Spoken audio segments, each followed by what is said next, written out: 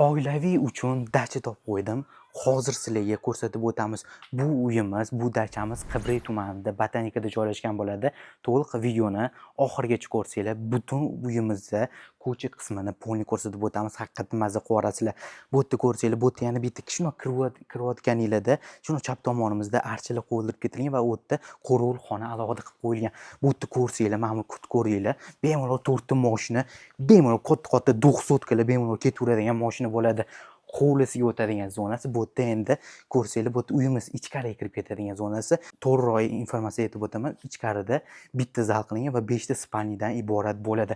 O'zini oshxonalari ham qilib kechgan. Ko'ryapsiz, narxi haqiqatda stoydi deb aytolmayman. Narxi shikkalar narxlardan biri aytolmayman. Srochniy bosib yuborishga arziydigan dachamiz bo'ladi. Bu hovlisi bo'ladi. Mana nok daraxtlariga e'tibor bersangchi, noklarini qarang, osilib turishlarini mazza qilardigan joylari, archalar, har bitta joyi haqiqatdan mazza qilardigan joyi bo'ladi. Mana bu basseyni bo'ladi. Basseynini ham bunday e'tibor bersanglar, toza suv qilib qo'yilgan, mazza qilib cho'miladigan zonasi, u yerda barbekyu zonasi va общий sanuzel qilib qo'yilgan. Fasadiga bitta e'tibor beryapsizmi? Ko'rasiz, o'ziga yarasha bu uyimizdan eng fishka joyini aytaman. Shuna bu yerdan o'tamizda, qarasanglarchi. Suvga chiqadigan joyi bo'ladi. Alohida skuterlar olsangiz, bu yerda bemalol tushib, bemalol skuterda mazza qilib haydaydigan qilib qo'yishgan. Qo'shnilarda sizlarga bitta ma'lumot o'tib o'taman. Qo'shnilarda 2 ta 3 ta skuter qo'yib qo'ydim. Ko'rdinglar, siz ham bitta olsangiz mazza qilardigan joyida.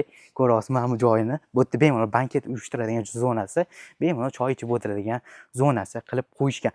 Ko'rdinglar, o'ziga endi narxiga aytaman. Narxi haqiqatda shokolad narxlaridan biri. $390,000 deyilyapti. Srochniy narxlarda sotilyapti. Mazza qilardigan joyi. Srochniy olib qolinglar. Sizlarga bag'ishlandi. Rahmat.